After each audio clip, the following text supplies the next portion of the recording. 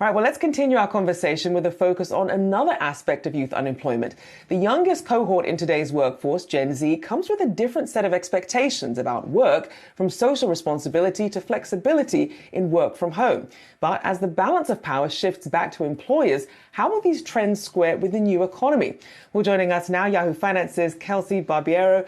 So what are we watching here? Because it seemed like the employees had all the power at one point.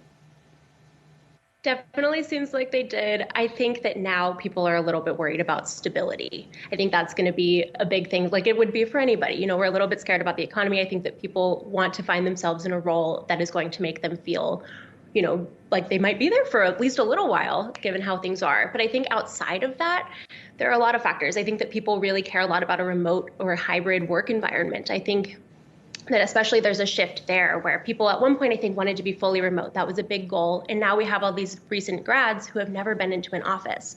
And they're realizing just how important something like that is when they realize that, they go to Slack their coworker and they don't know them, and it makes it really awkward and really uncomfortable. So I think that more people are looking for, still that flexibility where they can go, maybe work from London for a week, but they still want to be able to go into the office, feel like they're comfortable. They know their employers, their coworkers.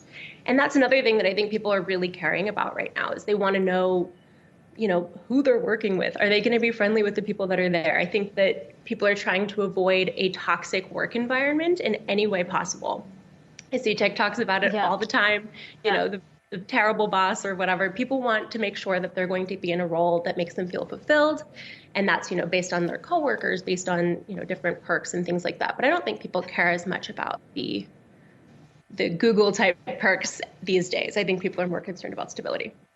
Yeah, Kelsey, it feels like there's a bit of a reality check that's about to come with this particular generation, because as you point out, a lot of these people just graduated straight into the pandemic in a remote environment. And what we're seeing increasingly is as the labor market, sort of evolves here, and as companies struggle to get employees back into the office, they're increasingly saying, we're not going to do remote anymore. And we've seen data from places like LinkedIn point to that. What do you think that suggests in terms of the expectations for the youngest workforce when this is all they've known? I mean, I think they're going to just have to figure it out. I think that that's what we've all had to do. I mean, I am 27 years old, so I have lived life in an office before the pandemic. I'm used to it. I know what it's like, but I get to be remote now, and that's wonderful. But I'm fully understanding that not every role is like that. And I think that a lot of people feel the same way. I think initially it might feel difficult for people to take a fully in-office position. But when they're faced with the reality of either not having a job or going in and, making it happen, I think they'll make the right choice.